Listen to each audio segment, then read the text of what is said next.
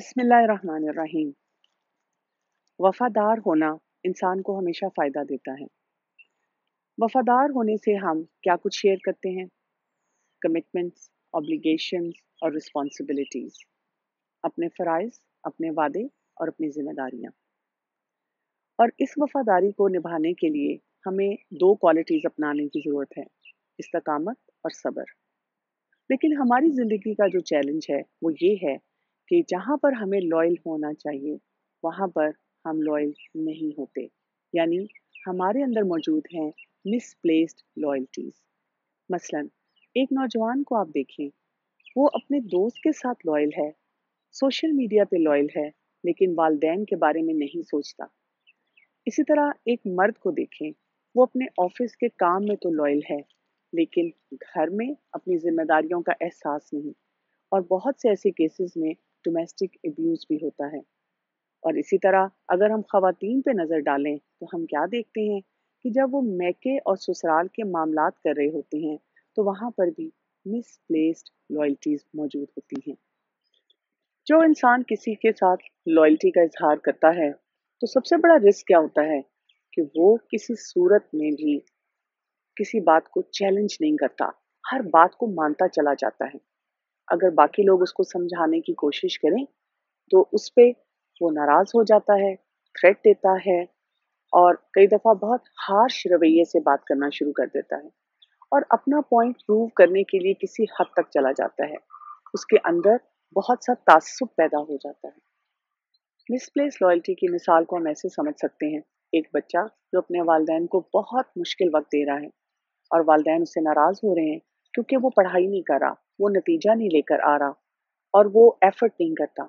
वालिदैन ने उसको डांटा, वो अपने दोस्त को मिलने के लिए गया। वो अपने दोस्त को जब बताता है कि मेरे वालिदैन मेरे साथ किस कदर ज्यादती करते हैं, तो दूसरा दोस्त उसको क्या कहता है, कोई ना कोई ऐसी चीज ऑफर करता है जिसकी वजह से उसकी जिंदगी में खुशियां आए।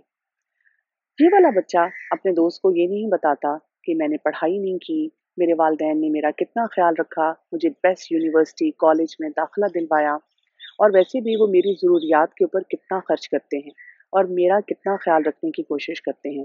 Misplaced loyalty. वो कहता है तुम अच्छे दोस्त हो जो मुझे नशा दे रहे हो, जो मुझे किसी हराम रिलेशनशिप की तरफ लेकर जा रहे हो, और उसका दोस्त भी इसी मिसप्लेस्ड लॉयल्टी को आगे बढ़ाता चला जाता है। तो ये दोस्त जो कि एक हराम रास्ते पे इस बच्चे को लेकर जा रहा है, ये दोनों इस मिसप्लेस्ड लॉयल्टी की वजह से कितने खुश हैं, एक दूसरे को सपोर्ट दे रहे हैं। बच्चा ये सोचना शुरू कर देता है मेरा दोस्त कितना अच्छा है और मेरे वालिदैन बहुत बुरे हैं। और जब वो अपने वालिदैन के साथ फिर इंटरेक्ट करता है, मामलात करता है, तो और ज़्यादा बुरे रवैये दिखाता है, और ज़्यादा टेंट्रम्स थ्रो करता है और उसको ये नज़र ही नहीं आता कि उसके वालिदैन उसका किस कदर ख्याल रख रहे हैं। मिसप्लेस लॉयल्टीज़ का नुकसान क्या होगा? सबसे पहली बात तो ये कि इंसान अपने आप को बिलिटल करना शुरू कर देता है, बहुत छोटा समझता है। वो फितरत जिस पे अल्लाह सुब्हान ताला ने हमें पैदा किया है उसको भी बहुत अंडरमाइन करता है। दूसरे लोगों के गलत मशवरों पे अमल करता है, गलत फैसले करता है, अपने लिए रिस्क को बढ़ाता है और इन तमाम बातों की वजह से इंसान लो सेल्फ एस्टीम में जाता है, उसकी अंदर की इंटेग्रिटी मुतासर होती है और फिर बहुत से मेंटल हेल्थ के चैलेंजेस आना शुरू होते हैं क्योंकि इंसान अंदर से भी बिखर जाता है और उसके ताल्लुकात वो भी ख़राब होना शुरू हो जाते हैं। तो मिसप्लेस्ड लॉयल्टी को फिक्स कैसे किया जाएगा? इसके लिए हमें देखना होगा कि हम अपनी प्रायोरिटी सेटिंग कैसे करें। यानी जो शख्स अपनी ज़िंदगी को अल्लाह ताला के बनाए हुए कानून के मुताबिक गुजारता है, हकूक़ व फ़राइज़ को समझना शुरू करता है, वो हर चीज़ को अपनी जगह पर बिठाना शुरू कर देता है। तो सबसे पहली लॉयल्टी तो इंसान को अपने साथ रखनी होगी। अपनी self care, physical health, mental health, emotional health और स्पिरिचुअल हेल्थ, अपने मामलात को दुरुस्त करना होगा। और उसके बाद लॉयल्टी आती है अपने वालिदैन के साथ।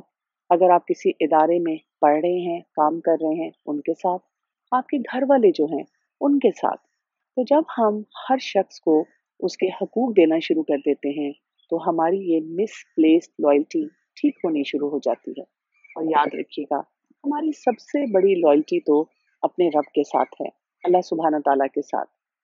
हम देखते हैं कि हदीस जिब्राईल में जब रसूलुल्लाह सल्लल्लाहु अलैहि वसल्लम से पूछा गया, या रसूलुल्लाह मल एहसान, ये एहसान क्या है?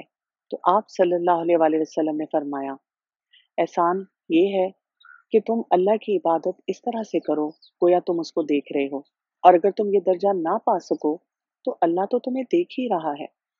यानी तकवा, तकवा की बुनियाद पर हम अपने तमाम मामलात को दुरुस्त करना शुरू करते हैं। आप देखें, नमाज में भी हम कई दफ़ा लॉयल नहीं होते। नमाज पढ़ रहे हैं और सोचें कुछ और आ रही हैं। तो इसका हल क्या है? फिर क्या किया जाए?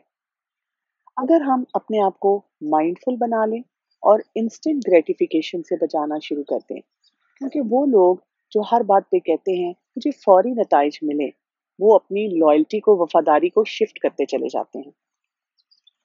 जैसे आप देखें, हर मुसलमान को पता है कि हमारे तमाम मामलात का हिसाब किताब होगा और उसी की बुनियाद पर जन्नत और जहन्नम, वहाँ पर हमने जाना है। लेकिन कितने लोग हैं जो ज़िंदगी में रहते हुए ये सोचते हैं कि मैंने अपना मामला दुरुस्त रखना है, जो भी मैं इस वक्त फैसला कर रहा हूँ वो मुझे या जन्नत के रास्ते पे ले जा रहा है या जहन्नम की तरफ लेकर जा रहा है।